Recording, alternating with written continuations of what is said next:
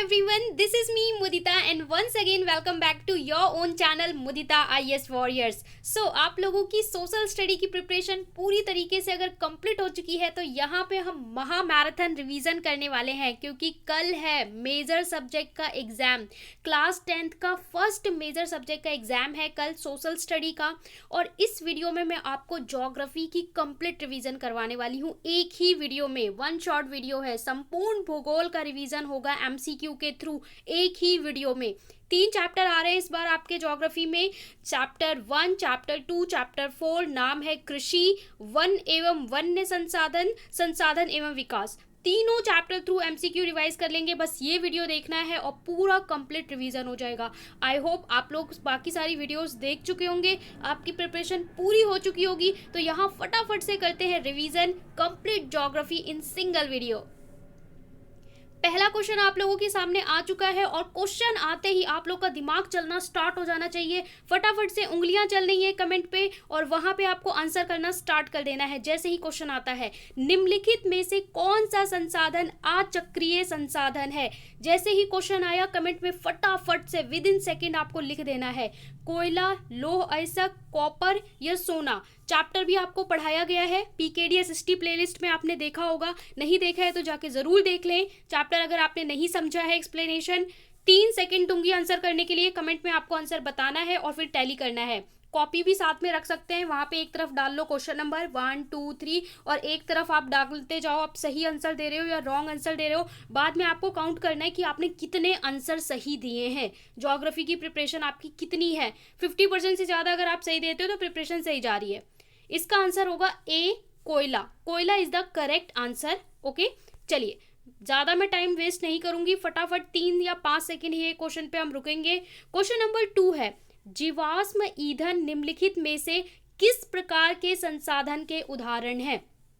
Number 1 नवीकरणीय प्रवाह, जैविक, अनवीकरणीय। जब हम इस चैप्टर का इंट्रोडक्शन पढ़ते हैं चैप्टर 1, वहाँ पे आपको एक फर्स्ट पेज पे ही चार्ट बना के दिया हुआ है कि संसाधनों का वितरण हम किस आधार पे करते हैं, किस तरीके से उन्हें कैटेगराइज करते हैं, है ना। तो वो अगर आप चार्ट बहुत अच्छे से कर लेते हो तो आधे से ज़्यादा क्वेश्चन आपके वहीं से बन जाते हैं।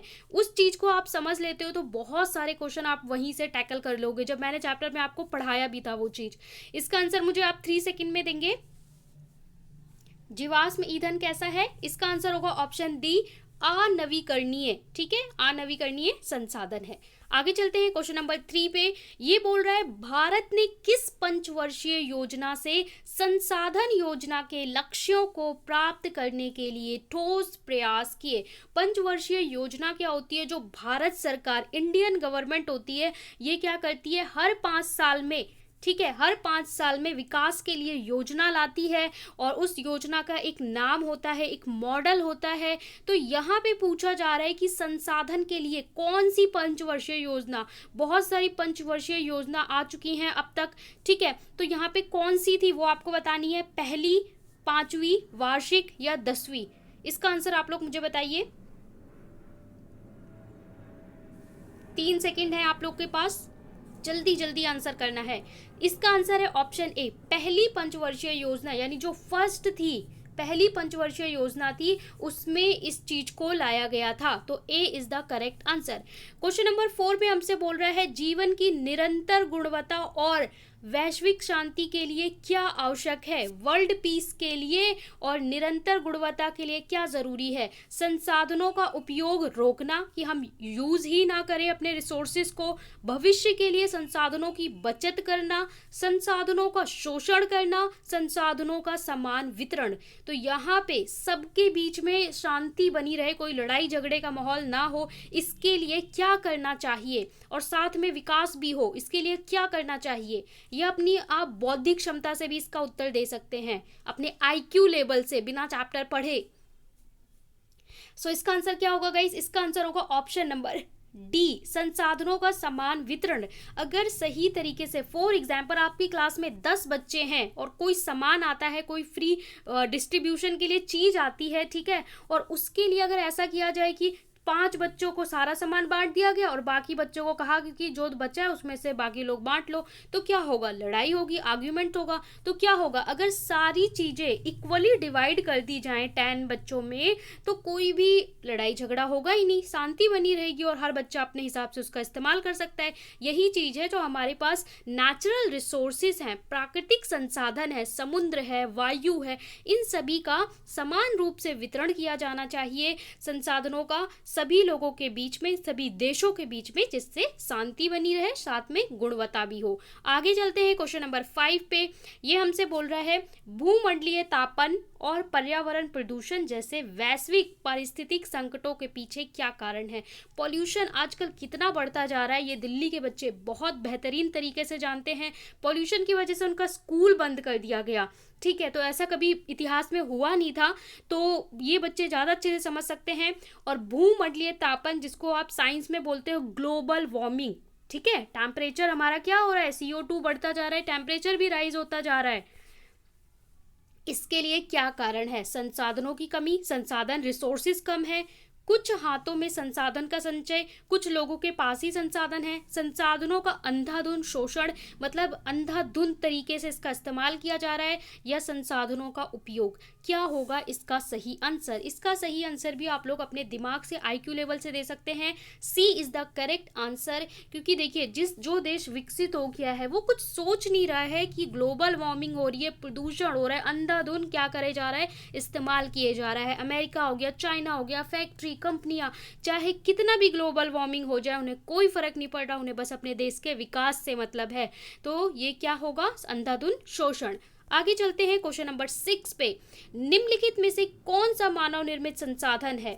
मानव निर्मित, मैन मेड कौन सा है? पेट्रोलियम, वन, मशीनें या भूमि? इसका आंसर भी आप लोग अपने IQ से दे सकते हैं। क्या होगा मैन मेड? मशीनें। मशीनें कौन बनाता है? इंसान बनाते हैं। पेट्रोलियम, वन, भूमि, ये सब हमारे प्राकृतिक रिसोर्स हैं, नेचुरल रिसोर्स हैं। आगे चलते हैं क्वेश्चन नंबर 7 पे।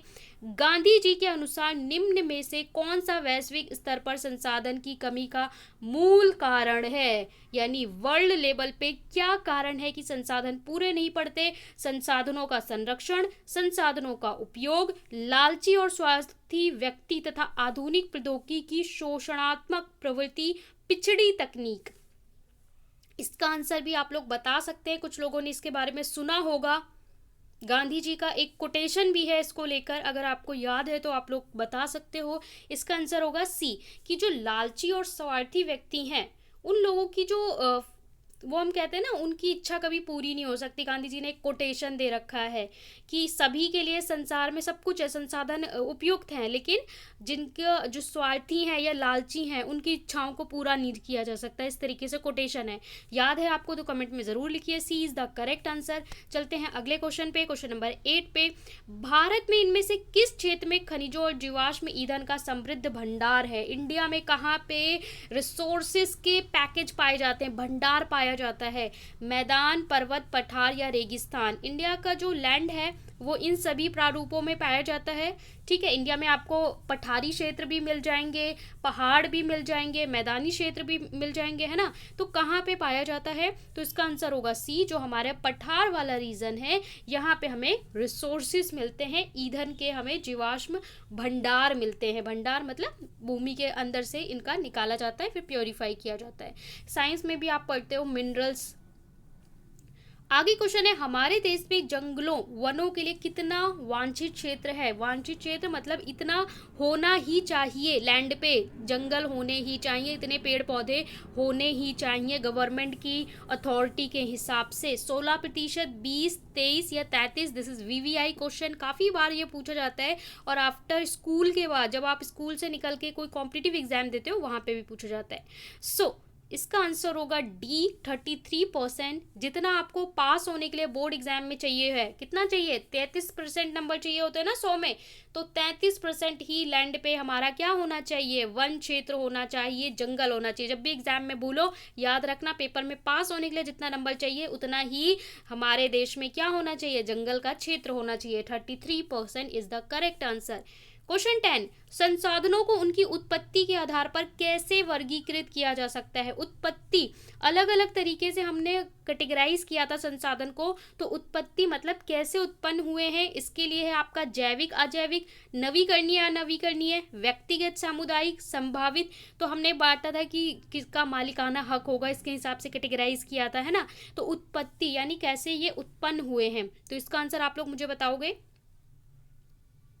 उत्पत्ति के आधार पर हम इसे दो भागों में बांटते हैं, जैविक और अजैविक संसाधन। तो A is the correct answer. Question number 11, निम्नलिखित में से किस राज्य में अति पशुचारण भूमि नमीकरणीय के लिए जिम्मेदार है। तो बताइए, झारखंड, उड़ीसा, मध्य प्रदेश, राजस्थान, पंजाब, हरियाणा, केरल, तमिलनाडु। इसका क्या होगा सही उत्तर। इसके लिए होगा ऑप्शन बी, मध्य प्रदेश और राजस्थान। यहाँ पे क्या पूछ रहे हैं, अति पशुचारण यानी ऐसी भूमि जहाँ पे लोग लाके अपने पशुओं को चराते हैं, घास चराते हैं, ठीक है।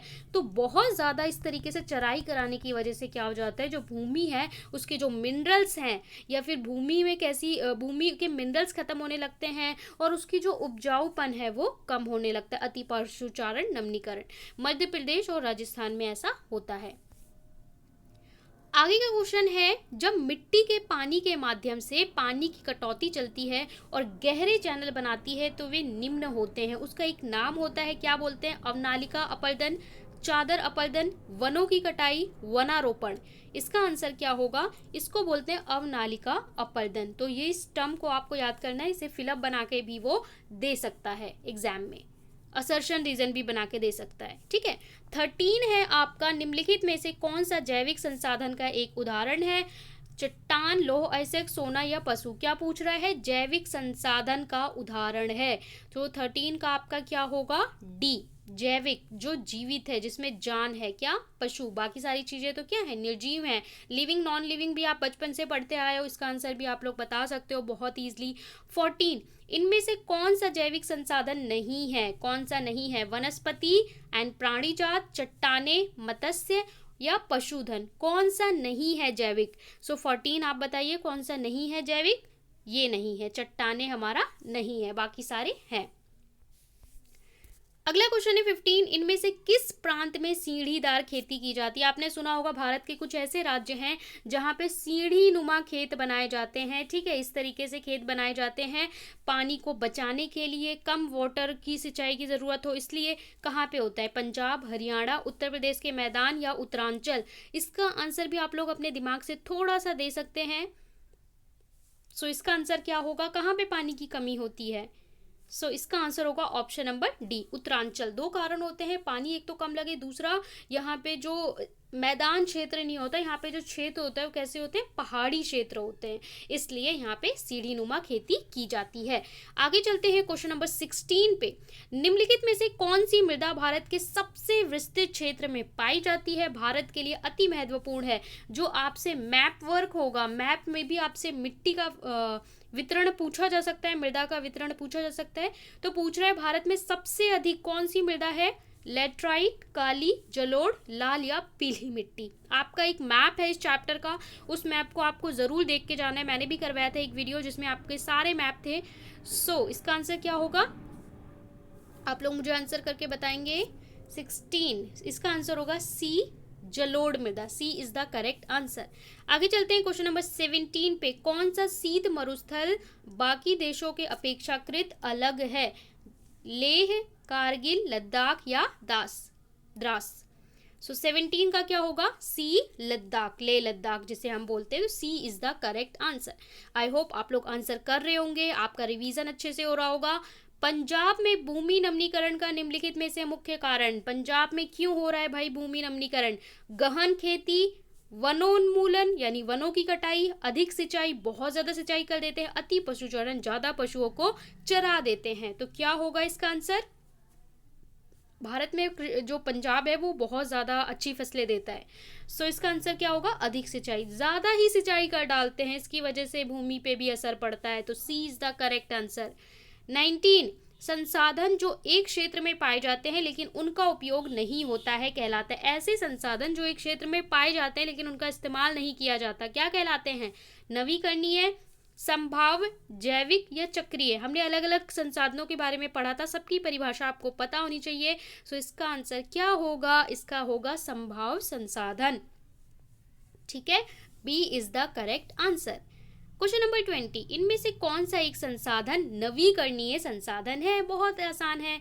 खनिज तेल, कोयला, गैस, ज्वरीय ऊर्जा। इसका आंसर आप मुझे देंगे, बहुत आसान है, डी ज्वरीय ऊर्जा इज द करेक्ट आंसर।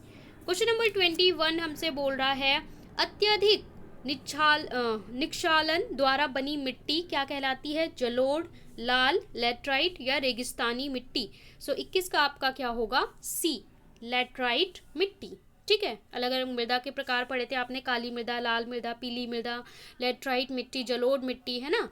आगे चलते हैं क्वेश्चन नंबर 22 पे। यहाँ पे आपसे बोल रहा है निम्नलिखित में से कौन सा प्राकृतिक संसाधन नहीं है? कौन सा हमें नेचर से नहीं मिलता? भूमि, भवन, जल या खनिज? बताइए। सो 22 का क्या होगा? फटाफट से आंसर करो। सो यहाँ पे होगा बी, भवन। भवन क्या होता है? अपने आप नहीं मिलता। भवन तो घर जो है वो आपको बनाना पड़ता है ना।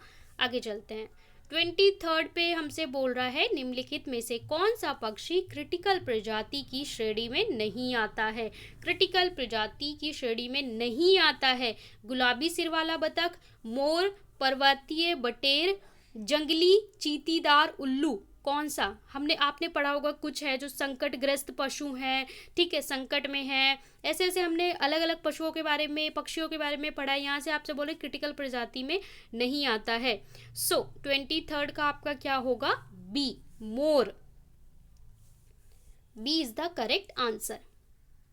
क्वेश्चन नंबर 24 बोल रहा है निम्नलिखित में से किस जीव के लिए जैव विविधता बहुत महत्वपूर्ण है?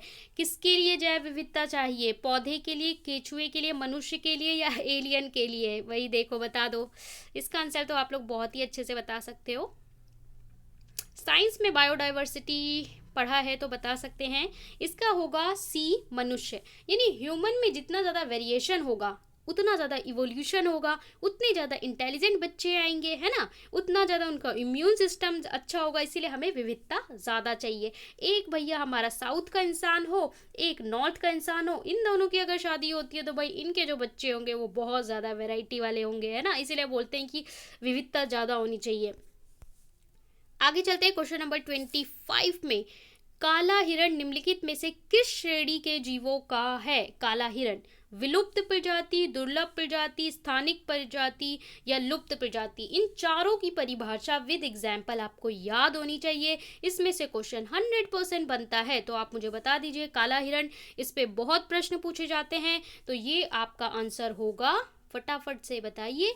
ये होगा, जल्दी जल्दी, यस, डी, लुप्त प्रजाति। जिसने डी चुना है वो बहुत ही समझदार बच्चे हैं। D is the correct answer. आगे चलते हैं क्वेश्चन नंबर 26 पे। विभिन्न प्रकार के पौधे और प्राणियों को विभिन्न श्रेणियों में निर्धारण कौन सी एजेंसी करता है? राज्य के वन विभाग, अंतर्राष्ट्रीय प्राकृतिक संरक्षण, प्राकृतिक संसाधन संरक्षण यानी IUCN, या फिर भारत का वन सर्वेक्षण, या फिर इनमें से कोई नहीं। सो 26 का आपका आंसर क्या होगा? कौन रखता है कि ये जो जीव है ये संकटग्रस्त है, ये विलुप्त है, कौन रखता है इन सब में? तो इसका आंसर क्या होगा? बी, यानी IUCN जो है अंतर्राष्ट्रीय संस्था, ये रखती है। B is the correct answer. 1952 में भारत निम्न में से किस प्रजाति को विलुप्त घोषित कर चुका है? 1952 में तेंदुआ, गंगा नदी की डॉल्फिन, काला हिरन, एशियाई चीता। 1952 में किसको हम विलुप्त घोषित कर चुके हैं? सो 27 आपको बताना है। ऑप्शन डी, एशियाई चीता को विलुप्त घोषित किया जा चुका है। इसके लिए बहुत सारे प्रोग्राम भी चलाती है इंडियन गवर्नमेंट, ठीक है, कि सेव करिए, सेव टाइगर, सेव ये, सेव वो, बहुत सारे अलग अलग फिशिश के लिए, डॉल्फिन के लिए। उसके बाद उन्हें स्टेट का राज्य पशु, राष्ट्रीय पशु पक्षी घोषित किया जाता है, सेव करने के लिए मोटिवेट किया जाता है ना। आगे चलते हैं 28 है हमारा, निम्नलिखित में से कौन भारत के वनों और वन्य जीव संसाधनों के प्रबंधन का प्रभारी है, मतलब कौन इन सब चीजों को देख रेख करता है, काम संभालता है। विश्व वन्य जीव फाउंडेशन, भारतीय भूवैज्ञानिक सर्वेक्षण, वन विभाग, गैर सरकारी संगठन। सो 28 का क्या आंसर होगा, वन विभाग, सी इज द करेक्ट आंसर जब ये भारत की बात कर रहा है। आगे चलते हैं क्वेश्चन नंबर 29 पे, निम्नलिखित में से किस वर्ष में बाघ परियोजना शुरू की गई। ठीक है, 1951, 1973, 1993, 2009, ईयर याद रखना बहुत ज़रूरी है। तो यहाँ पे आंसर क्या होगा, 1973 वो ईयर था जब बाघों के लिए, ठीक है, संरक्षण की बात कही गई, उन्हें सुरक्षा देने की बात की गई।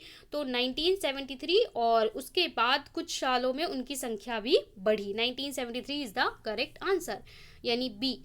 30 में हमसे बोल रहा है, निम्नलिखित में से किस राज्य में स्थायी जंगलों के तहत सबसे बड़ा क्षेत्र है। देखिए, भारत में मैंने आपको बताया कि 33% होना चाहिए, मतलब पूरी जो भारत की लैंड है, अगर मैं बोलूँ ये भारत है, ये भारत का भूमि क्षेत्र है, तो इसका अगर यहाँ 3 पे मिट्टी है, 3 पे लैंड है, तो कम से कम इसका जो 1/3 पार्ट है, एक पार्ट पूरा कैसा होना चाहिए, वन का क्षेत्र होना चाहिए, मतलब इतने में जंगल होना चाहिए। ठीक है, 33%। इसके बाद ये बोल रहा है कि भारत का वो कौन सा राज्य है, ऐसा कौन सा राज्य है जहाँ पे जंगल का प्रतिशत काफी अच्छा है, काफी अच्छे पेड़ पौधे और जंगल वाला क्षेत्र पाया जाता है। जम्मू कश्मीर, मध्य प्रदेश, उत्तराखंड, महाराष्ट्र, इनमें से बता सकते हैं कौन सा राज्य जहाँ पे आपको ज्यादा ग्रीनरी देखने को मिलती है सबसे ज्यादा। सो इसका आंसर होगा बी, मध्य प्रदेश। ठीक है, मध्य प्रदेश में बहुत ज़्यादा बड़ा क्षेत्र वनों के अंतर्गत, जंगलों के अंतर्गत आता है। मध्य प्रदेश का अगर आप चिड़ियाघर भी देखने जाएंगे तो वहाँ पे पूरा एरिया आपको सी दिखे, ओशियन सॉरी रिवर दिखेंगे, तालाब दिखेंगे और पूरा जंगल का एरिया कवर किया गया है। ऐसा नहीं है जंगलों को, जानवरों को बांध के रखा, उन्हें खुला ओपनली छोड़ रखा है। इस तरीके से काफ़ी अच्छा एरिया कवर किया है मध्य प्रदेश में।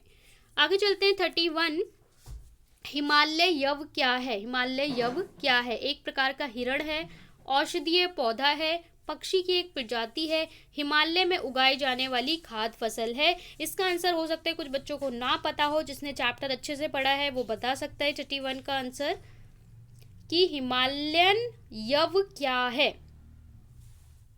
सो 31 इसका आंसर होगा बी, एक औषधीय पौधा यानी मेडिसिनल प्लांट है। B is the correct answer. Okay, 32 यहाँ पे हमसे बोल रहा है, 1991 में संरक्षित प्रजाति की सूची में पहली बार किस प्रजाति को शामिल किया गया था। 1991 में कीड़े को, मछलियों को, पौधे को या सरीसृप को। 32, सो इसका आंसर होगा सी, पौधों को, 1991 में।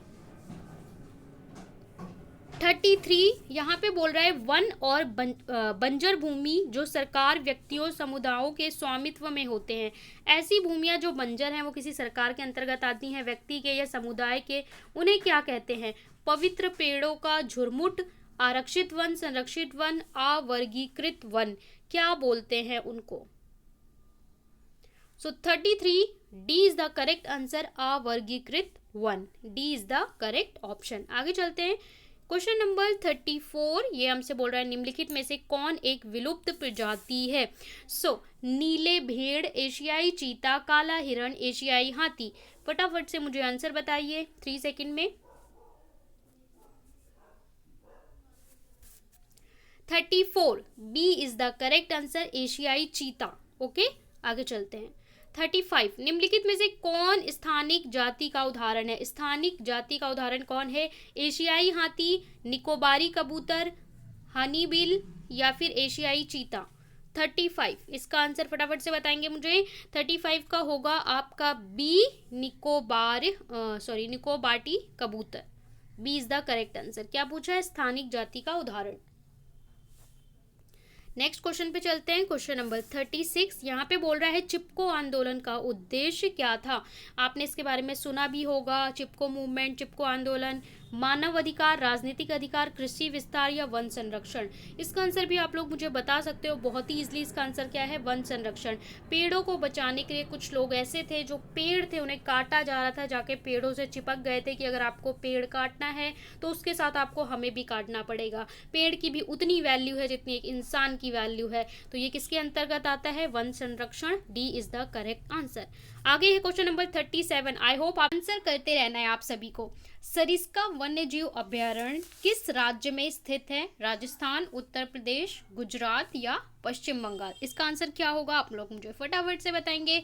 सरिस्का वन्य जीव कई बार पूछा जाता है एग्जाम में, काफी इंपॉर्टेंट है, ये आपको पता होना चाहिए guys. 37 A is the correct answer, Rajasthan. Tally भी करते रहना है, कितना सही दे रहे हैं कितना गलत दे रहे हैं। 38 भारत में वनस्पतियों की कितनी प्रजातियां पाई जाती हैं? लगभग कितनी प्रजातियां पाई जाती हैं? 81,000, 47,000, 15,000, 41,000। ओके, करेक्ट आंसर आपको बताना है विद इन 3 सेकेंड्स। सो 38 का होगा ऑप्शन नंबर बी 47,000। इंडिया में कितनी पाई जाती हैं, कितनी प्रजातियां वनस्पति की पूछ रहा है, कितनी? 47,000। आगे चलते हैं 49 पे। यहाँ पे 39 पे, सुंदरवन राष्ट्रीय पार्क किस राज्य में स्थित है? पश्चिम बंगाल, असम, गुजरात या त्रिपुरा? सो 39 का आपका क्या ऑप्शन होगा? ए, पश्चिम बंगाल। ए इज द करेक्ट आंसर। ठीक है, 39 का ए इज द करेक्ट आंसर। बीज बचाओ आंदोलन क्या था? ऑप्शन ए, रासायनिक खादों से अधिक उत्पादन, टिहरी के किसानों द्वारा बिना रासायनिक खाद के फसलों का उत्पादन, हरित क्रांति, पेड़ों का उगाना। सो 40 का आपका क्या होगा मुझे फटाफट से बताइए। बीज आंदोलन। सो 40 का होगा बी, टिहरी के किसानों द्वारा रासायनिक खाद के बिना फसलों का उत्पादन। ठीक है, B is the correct answer. आगे चलते हैं 41 पे। उड़ीसा और बिहार की जनजातियां शादी के दौरान किस वृक्ष की पूजा करती हैं? इमली और आम और नीम, पीपल और कदम, शीशम और कीकर? सो ये एक रिचुअल से कनेक्टेड क्वेश्चन है, आपको आंसर करना है।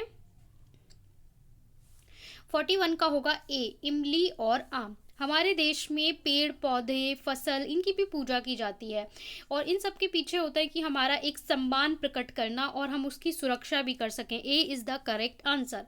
आगे चलते हैं क्वेश्चन नंबर 42 पे। राजस्थान के अलवर जिले के 5 गांव के लोगों ने 1200 हेक्टेयर वन भूमि भैरवदेव टाकव सोचरी घोषित कर दी। इसका क्या उद्देश्य है? खेती करना, वृक्षारोपण करना, शिकार पर रोक और बाहरी लोगों की घुसपैठ से वन जीवन को बचाना, बांध बनाना। सो 42 का आपका क्या आंसर होगा? 1 2 3। ओके, सो इसका आंसर होगा C. C is the correct answer. Come to the next question 43 question. निम्नलिखित में से क्या भारत के लोगों का सबसे महत्वपूर्ण व्यवसाय है? क्या है? भोजन इकट्ठा करना, कृषि करना, विनिर्माण करना, सेवाएं। अगर मैं भारत के लोगों की बात करूं कि ये जो 125 करोड़ की जो आबादी है इसमें जो मैक्सिमम लोग हैं 40 to 50% या फिर हमारा 60% जो भारत के लोग हैं वो क्या काम करते हैं, उनका क्या काम है? सो इसका आंसर होगा बी, कृषि। भारत में सबसे ज्यादा प्राथमिक क्षेत्र में ही लोग लगे हुए हैं और वो कृषि का कार्य करते हैं। 44 में हमसे बोल रहा है भूमि पर उच्च जनसंख्या दबाव वाले क्षेत्र में इनमें से किस प्रकार की खेती की जाती है? इसका अर्थ क्या होता है कि कम जगह पे ज्यादा लोग रहते हैं तो इसे हम बोलते हैं उच्च जनसंख्या दबाव। प्रारंभिक जीवन निर्वाह कृषि, गृहन कृषि, वाणिज्य खेती, रोपड़ कृषि।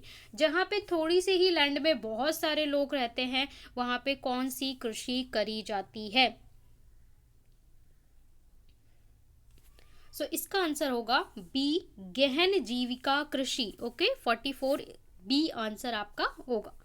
आगे चलते हैं। इनमें से कौन खरीफ की फसल है? खरीफ की फसल कौन सी है? जौ, मटर, बाजरा, सरसों। ये भी आप लोग प्रीवियस क्लासेस में 9th क्लास में भी आपने पढ़ा होगा। सो 45 का आपका क्या होगा? सी, बाजरा इज द करेक्ट आंसर। ये एक खरीफ फसल है। 46 भारत में सबसे बड़ा उत्पादक देश होने के साथ साथ इनमें से किस फसल का उपभोक्ता भी है? चावल, बाजरा, दलहन या तिलहन? 46। सो इसका आंसर क्या होगा? सी, दलहन।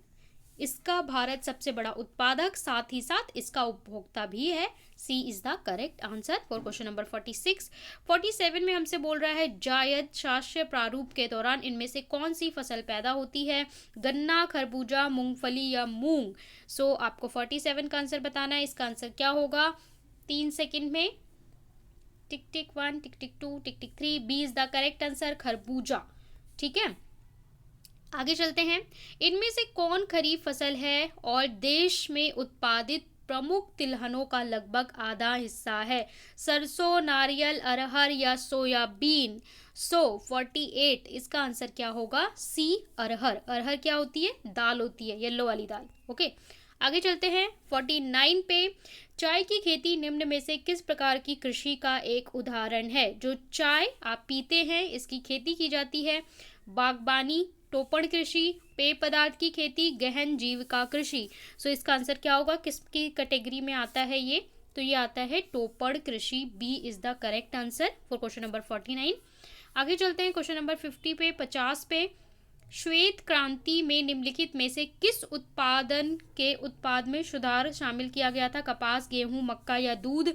एक हरित क्रांति थी, एक श्वेत क्रांति थी। तो हरित क्रांति और श्वेत क्रांति के बारे में आपको थोड़ा पता होना चाहिए। श्वेत क्रांति किससे रिलेटेड है या आप लोग को बताना है, जैसे कि इसके नाम से ही क्लियर हो जाता है। श्वेत, व्हाइट कलर किसका होता है? मिल्क का। दूध की उत्पादकता बढ़ाने के लिए क्रांति की गई थी श्वेत क्रांति। मिल्क से ये डिनोट करते हैं, दूध से। तो D is the correct answer.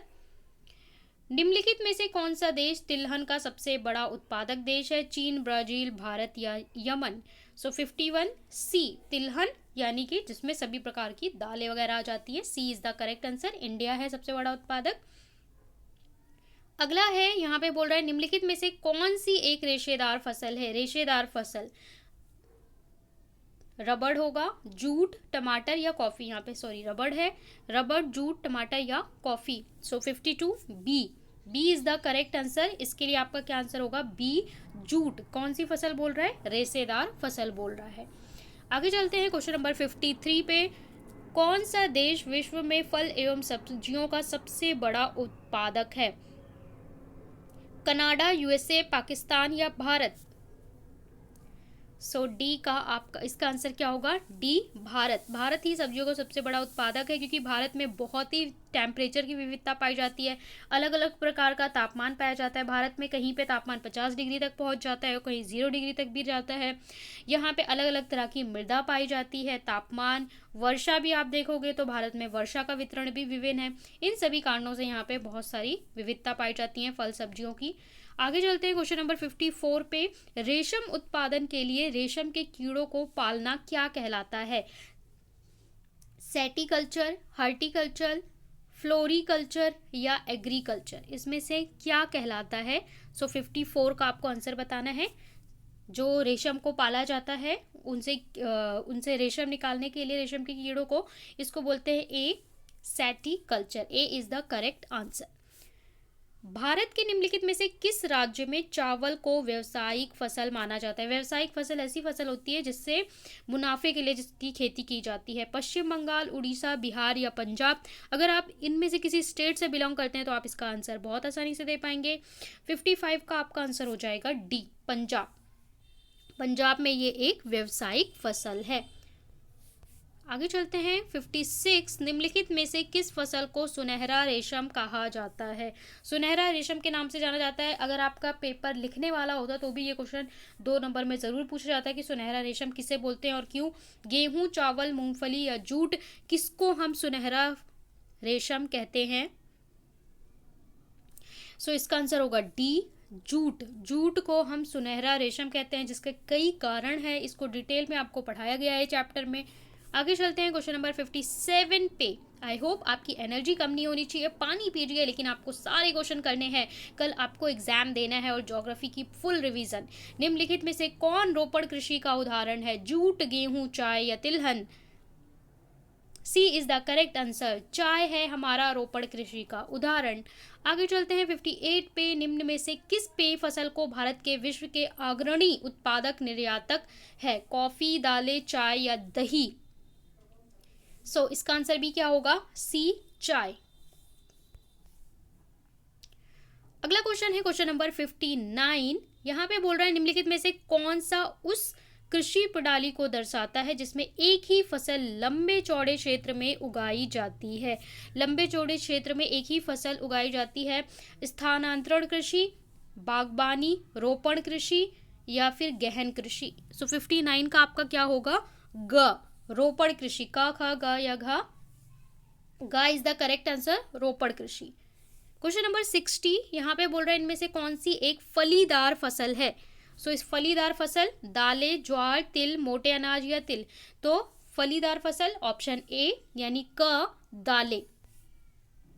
61, सरकार निम्नलिखित में से कौन सी घोषणा फसलों की सहायता देने के लिए करती है। गवर्नमेंट कौन सी घोषणा करती है, अनाउंसमेंट करती है फसलों के लिए। अधिकतम सहायता मूल्य, मध्यम सहायता मूल्य, न्यूनतम सहायता मूल्य, प्रभावी सहायता मूल्य। अगर आप न्यूज़ देखते हैं, कृषि आंदोलन आपने देखे होंगे, तो वहाँ पे मिनिमम सपोर्ट प्राइस की आपने बात सुनी होगी, न्यूनतम सहायता मूल्य की भी बात सुनी होगी। सो 61 का आपका क्या होगा, ग, न्यूनतम सहायता मूल्य। नेक्स्ट क्वेश्चन है, गहन कृषि के विषय में निम्नलिखित कथनों में से कौन सा सही है। तो गहन कृषि के बारे में कौन सा सही है, एक भूमि पर कई कई फसलों को उगाया जाता है, गहन कृषि पौराणिक ढंग से की जाती है, भूमि का आकार छोटा होता है। तो यहाँ पे जितने भी तथ्य दिए हैं ये सभी सही हैं, तो यहाँ पे क्या होगा, घ, उपयुक्त सही। घ इज द सही करेक्ट आंसर। ठीक है, चलिए 63 पे चलते हैं। यहाँ पे बोल रहा है कर्तन दहन प्रणाली खेती को झारखंड में किस नाम से जाना जाता है। कर्तन दहन प्रणाली, कुरुआ कहा जाता है, दहिया कहा जाता है, पमलू कहा जाता है, तीपा कहा जाता है। क्या कहा जाता है, कुरुआ। कर्तन दहन प्रणाली को झारखंड में क्या कहते हैं, कुहुआ कह के संबोधित कहते हैं। तो इसका का हमारा सही होगा।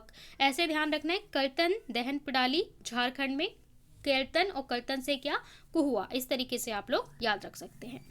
64, नीचे दिए गए कथन में सही पहचान करिए। रबी की फसल को जाड़े की फसल कहा जाता है, सही बात है, विंटर्स में उगाई जाती है। खरीफ की फसल को गर्मी की फसल कहा जाता है, बिल्कुल सही है। जायद का मौसम रबी और खरीफ के बीच में आता है, ये भी सही बात है, यानी आपका घा सही उत्तर होगा। तीनों ही ऑप्शन आपको जो बताए हैं वो सही बताए हैं। 65 में बोल रहा है भारत की 2 प्रमुख पेय फसलें कौन सी हैं। प्रत्येक फसल के प्रमुख उत्पादक राज्य कौन से हैं। पेय मतलब पीने वाली, चाय असम और कहवा कर्नाटक, यहाँ पे राज्य भी बताया है और पेय फसल भी बताई है।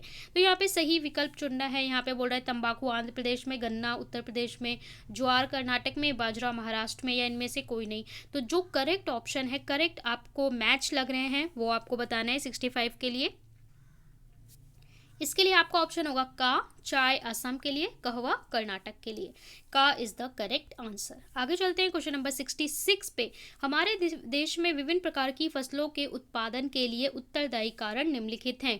क्या कारण है जिसकी वजह से हमारे देश में इतनी सारी फसलें उगाई जाती हैं। वर्षा में भिन्नता, मृदा में भिन्नता, तापमान में भिन्नता। तो इसके लिए क्या होगा, ये सभी कारण घ, क्योंकि हमारे देश में अगर आप देखोगे तो एक तरफ राजस्थान क्षेत्र आता है जहाँ गर्मी में 50 डिग्री से ऊपर तापमान चला जाता है, वहीं लेह लद्दाख में आप जाओगे 0 डिग्री माइनस में भी चला जाता है। वर्षा का वितरण देखोगे, चेरापूंजी कितना ज़्यादा बारिश होती है, राजस्थान गुजरात में चले जाओ कितनी कम वर्षा होती है। इन सभी कारणों से हमारे यहाँ ये इतनी प्रकार की फसलें पाई जाती हैं। अगला क्वेश्चन है, चावल उत्पादन के लिए निम्नलिखित में से कौन सी भौगोलिक दशाएं चाहिए। जो चावल की खेती होती है, तापमान 25 डिग्री सेल्सियस, वर्षा 100 सेंटीग्रेड के ऊपर, मृदा जलोढ़ या उपयुक्त सभी। तो यहाँ पे जितनी भी कंडीशन दी हैं ये फेवरेबल है चावल की खेती के लिए। तो यहाँ पे हमारा घ जो है वो उपयुक्त सभी सही आंसर होगा। गेहूं उत्पादन के लिए निम्नलिखित में से कौन सी भौगोलिक स्थिति। तापमान दे रखा है 15 से 21 डिग्री, वर्षा 150 सेंटीग्रेड, मृदा जलोढ़ या काली, इनमें से कोई नहीं। सो 68 के लिए आपका क्या होगा, इसमें से ख, वर्षा 50 सेंटीग्रेड के ऊपर होनी चाहिए। तो 68 यहाँ पे सही बता रहा है। आगे है क्वेश्चन नंबर 69, मक्का उत्पादन के लिए निम्नलिखित में से कौन सी भौगोलिक दशाएं होनी चाहिए। मक्का उत्पादन के लिए मिट्टी बता रहा है, तापमान बता रहा है, वार्षिक वर्षा बता रहा है, उपयुक्त सभी। तो 69 के लिए उपयुक्त सभी, यानी ये जो कि जितनी कंडीशन बताई है, वर्षा 50 से 100 सेंटीग्रेड, 21 से 27 डिग्री तापमान और जलोढ़ मृदा, यानी इसका आंसर क्या होगा, घ। अगला क्वेश्चन है क्वेश्चन नंबर 70 खरीफ फसल की बुआई निम्नलिखित में से किस तरह से होती है, किस माह में होती है। अक्टूबर नवंबर, अप्रैल मई, जून जुलाई, जनवरी फरवरी। किसकी बात कर रहा है, बुआई। रबी फसल विंटर की होती है, खरीफ समर की होती है। जो खरीफ होती है गर्मी की फसल कही जाती है, इसका क्या होगा, ग, जून जुलाई। बुआई कब होती है, जून जुलाई खरीफ फसल की। 71 निम्नलिखित में से कौन सी दलहन फसल खरीफ फसल है। चना, अरहर, मसूर या मूंग। फटाफट से आंसर करेंगे 71 का, इसका होगा ख, अरहर। चाय की खेती के लिए उपयुक्त मृदा। चाय की खेती के लिए कौन सी मिट्टी सही होती है, जलोढ़, काली, लैटराइट या लाल पीली। तो 72 इसके लिए होगा ग, लैटराइट मृदा। जब भी चाय की बात होगी तो लैटराइट मिट्टी की बात आएगी। 73 कर्नाटक की बाबा बुदन की पहाड़ियाँ किस फसल के लिए। इस तरीके से जब आपको नाम दे देता है तो बच्चे कंफ्यूजन में पड़ जाते हैं, अगर चैप्टर नहीं पढ़ा तो नहीं बता पाएंगे। बाबा बुदन की पहाड़ियाँ किस फसल के लिए प्रसिद्ध है, गन्ना, चावल, गेहूं या कहुआ। 73 तो इसका आंसर क्या होगा, कहुआ। अगर आपको इतना भी ध्यान है ना कि कर्नाटक किसके लिए प्रसिद्ध है हमारा, तो भाई वो कर्नाटक आपका इसी चीज के लिए, कॉफी वगैरह के लिए ही प्रसिद्ध है। तो इसका आपका क्या हो जाएगा, घ, कहुआ। 74 रबड़ के उत्पादन में कौन सा राज्य प्रथम स्थान पे है। तो इसका आंसर क्या होगा, कर्नाटक, उत्तर प्रदेश, झारखंड, केरल। रबड़ के लिए पूछ रहा है, सो इसके लिए होगा घ, केरल। केरल जाना जाता है किसके लिए, रबड़ के लिए। इसे आपको मैप में इंडिकेट करने को भी दे सकता है, इसलिए अगर आप एमसीक्यू कर लोगे और आपको पता है कि कहाँ पे केरल आता है, कहाँ कर्नाटक आता है, तो आप मैप में भी इस चीज को भर पाओगे। तो 74 घ। 75 सेरीकल्चर क्या होता है, रेशम पालन, कुक्कुट पालन, मधुमक्खी या मुर्गी पालन। तो अभी हमने पढ़ा था रेशम पालन को हम सेरीकल्चर बोलते हैं, यानी 75 का होगा। 76 में बोल रहा है कपास की खेती के लिए कौन सी विशेषताएं। कपास के लिए काली मिट्टी, तापमान 21 से 30 सेंटीग्रेड, 210 दिन, पाला रहित और खिली धूप या इनमें से कोई नहीं। तो 76 का क्या होगा, ये आप लोग मुझे बताइए।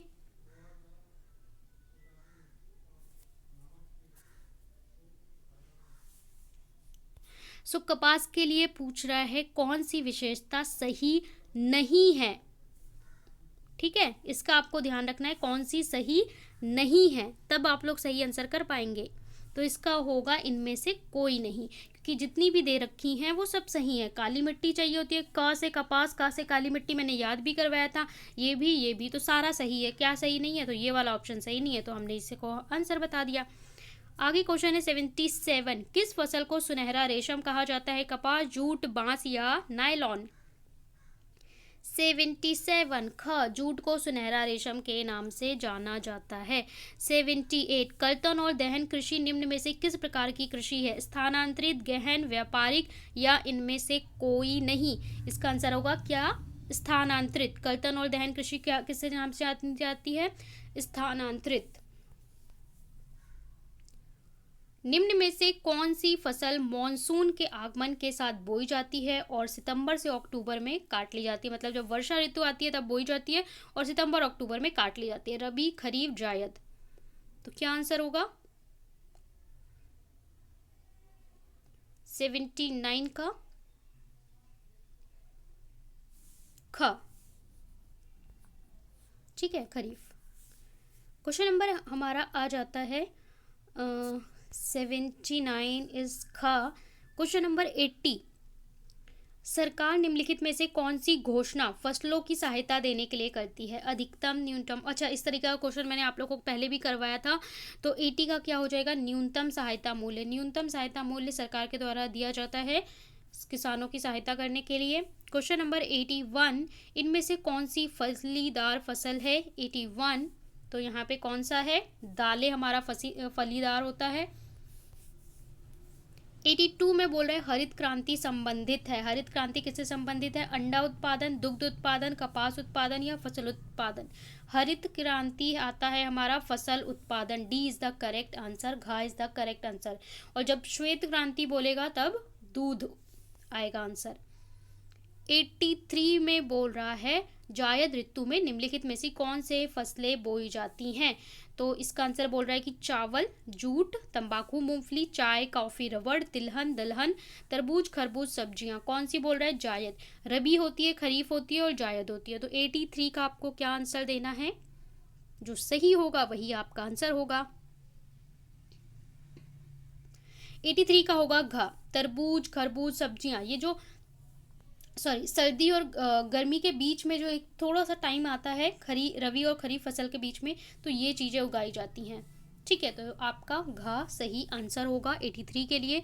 84 में बोल रहे हैं निम्न में से कौन सी भौगोलिक दशाएं रबड़ फसल के लिए उपयुक्त नहीं है? कौन सी फेवरेबल नहीं है? 200 सेंटीमीटर से अधिक वर्षा, तापमान 25 सेंटीमीटर से अधिक आर्द्र जलवायु, तापमान 200 दिन, पाला रहित जलवायु या लैटराइट मृदा। कौन सी सही नहीं है, कौन सी फेवरेबल नहीं है? तो इसके लिए आंसर होगा ग, तापमान 25 डिग्री सेल्सियस तथा 200 दिन पाला रहित जलवायु। तो इसके लिए आंसर क्या हो जाएगा? ग 84 के लिए। अगला क्वेश्चन है निम्न में से कौन सी भौगोलिक दशाएं गन्ना के लिए उपयुक्त नहीं है? गन्ने की खेती के लिए इसमें से क्या फेवरेबल नहीं है? ठीक है, आप ऑप्शन पढ़िए, बताइए। तो इसका आंसर होगा ग, वर्षा 200 सेंटीमीटर से अधिक। जो ये कंडीशन दे रखी है ये फेवरेबल नहीं है। 86, विश्व का दूसरा सबसे बड़ा गन्ना उत्पादक देश कौन सा है? ब्राजील, भारत, चीन या संयुक्त राज्य अमेरिका? यानी सेकेंड नंबर पे अगर हम रखें कि फर्स्ट नंबर सेकेंड नंबर, तो सेकेंड नंबर में गन्ना के प्रोडक्शन में कौन सा देश आता है? तो इसका आंसर क्या होगा? प्राउड होना चाहिए, भारत आता है। भारत गन्ना का सेकेंड नंबर पे प्रोडक्शन वाला कंट्री है।